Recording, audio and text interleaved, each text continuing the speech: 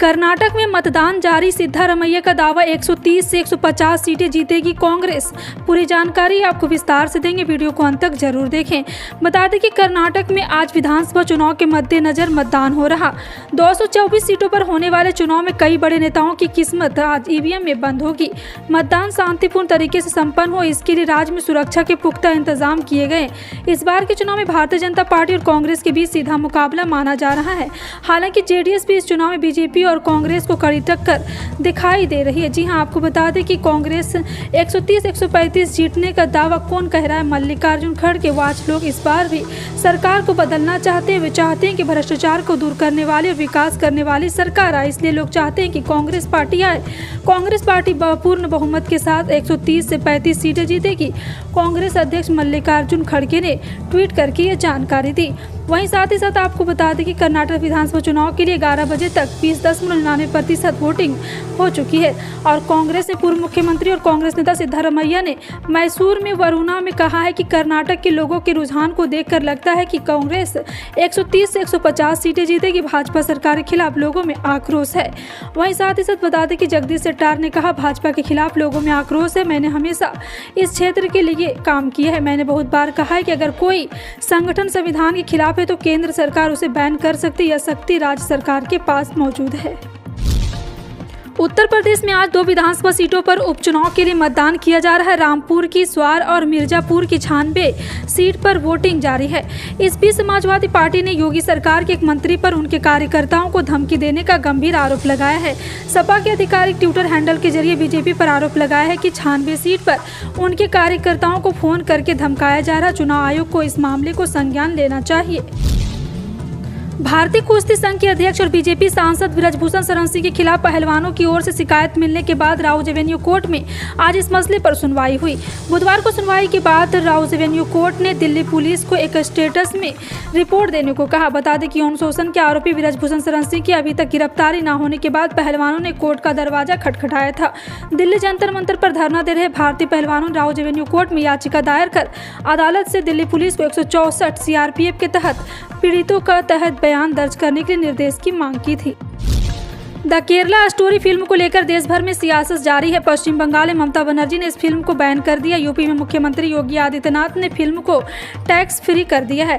इसी कड़ी में अब छत्तीसगढ़ में भी द केरला स्टोरी को टैक्स फ्री करने की मांग जा रही है। इस पर बीजेपी और कांग्रेस के बीच जमकर बहस हो रही। दरअसल रायपुर में मंगलवार रात को बीजेपी के प्रदेश अध्यक्ष अरुणा साव, नेता प्रतिपक्ष नारायण चंदेला और बीजेपी के कार्यकर्ताओं के साथ फिल्म देखने पहुंचे। बंगाल की खाड़ी में एक्टिव हुआ चक्रवाती तूफान मौका हल्के हल्के तेज होता जा रहा है। इससे तटीय इलाकों में तेज हवाएं और बारिश के आसार बन रहे। मौसम विभाग के मुताबिक उत्तर और उत्तर पश्चिमी की ओर बढ़ते हुए 10 मई की शाम को चक्रवाती तूफान धीरे धीरे तेज हो सकता है। इसके साथ ही चक्रवाती तूफान का असर दिल्ली एनसीआर नॉर्थ इंडिया के मौसम पर भी पड़ने वाला है। केंद्रीय वित्त मंत्री बुधवार को बेंगलुरु के एक मतदान केंद्र पर अपना वोट डालने के लिए शुरुआती मतदाताओं में से एक थी। इस मौके पर उन्होंने कहा कि जनता पर महंगाई का बोझ नहीं होना चाहिए। हालांकि विपक्ष को इस मुद्दे पर बोलने का कोई अधिकार नहीं। निर्मला सीतारमण ने पत्रकारों से बात करते हुए कहा, महंगाई पर मैं जनता के साथ हूँ कि हाँ, उन पर बोझ नहीं पड़ना चाहिए, लेकिन विपक्ष को अधिकार नहीं है। उन्हें अपने कार्यकाल के देखना चाहिए। कर्नाटक विधानसभा चुनाव में यहाँ अपना वोट डाला और केंद्रीय मंत्री ने बजरंग दल पर प्रतिबंध लगाने के कांग्रेस के वादे को भी मूर्खता का उदाहरण करार दिया।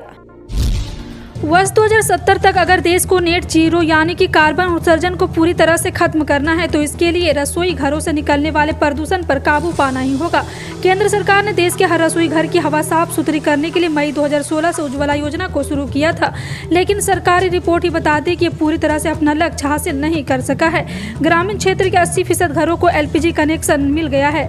इसके बावजूद 67% घरों में लकड़ी, उपजल और दूसरे स्रोतों से खाना पकाया जा रहा है। यह बात पेट्रोलियम और प्राकृतिक गैस मंत्रालय की तरफ से ऊर्जा उपभोग में बदलाव पर लाकर सलाहकार समिति ने अपनी रिपोर्ट में कही। रिपोर्ट ने इस बात की भी पड़ताल की तो क्यों लोग LPG कनेक्शन होने के बावजूद गैस पर खाना नहीं पकाते। मोटे तौर पर इसके लिए गैस सिलेंडर की ज़्यादा लागत को जिम्मेदार ठहराया गया है। मणिपुर में फैली हिंसा में अब तक 60 लोगों की मौत हो गई है, तो वहीं हजारों की संख्या में लोग बेघर हो चुके हैं। अधिकारियों के अनुसार राज्य में हिंसा का कहर कम होता दिख रहा है। पिछले 2 दिनों से किसी के भी हताहत होने की कोई खबर सामने नहीं आई है। राज्य की मौजूदा स्थिति को देखते हुए 11 जिलों में कर्फ्यू में ढील दी गई है। इन जिलों में इम्फाल, पश्चिमी, विष्णुपुर, चुराचांपुर और जिरीजाम शामिल है, जहाँ सुबह के 5 बजे से 6 घंटे की कर्फ्यू में छूट दी गई। मंगलवार को इन क्षेत्रों में 4 घंटों के लिए कर्फ्यू में छूट गई थी। कर्नाटक विधानसभा चुनाव के लिए मतदान जारी। इस बीच कांग्रेस के पूर्व अध्यक्ष राहुल गांधी ने बुधवार को कर्नाटक के लोगों से एक प्रगतिशील और 40% कमीशन मुक्त राज्य बनाने के लिए बड़ी संख्या में मतदान करने का आग्रह किया है। कर्नाटक में सत्तारूढ़ भाजपा अपने दक्षिणी गढ़ को बरकरार रखते हुए इतिहास रचने की कोशिश कर रही है, जबकि कांग्रेस 2024 के लोकसभा चुनाव से पहले वापसी की कोशिश कर रही है। राहुल गांधी ने कांग्रेस विनिंग 150 हैशटैग का इस्तेमाल करते हुए हिंदी में ट्वीट किया, कर्नाटक का वोट 5 गारंटी के लिए, महिलाओं के अधिकार के लिए, युवाओं को रोजगार के लिए, गरीबों के उत्थान के लिए, 40% कमीशन मुक्त और प्रगतिशील कर्नाटक के साथ में निर्माण करे। फिलहाल आपका इन सभी खबरों पर क्या कहना है, कमेंट सेक्शन में टाइप करके जरूर बताएं।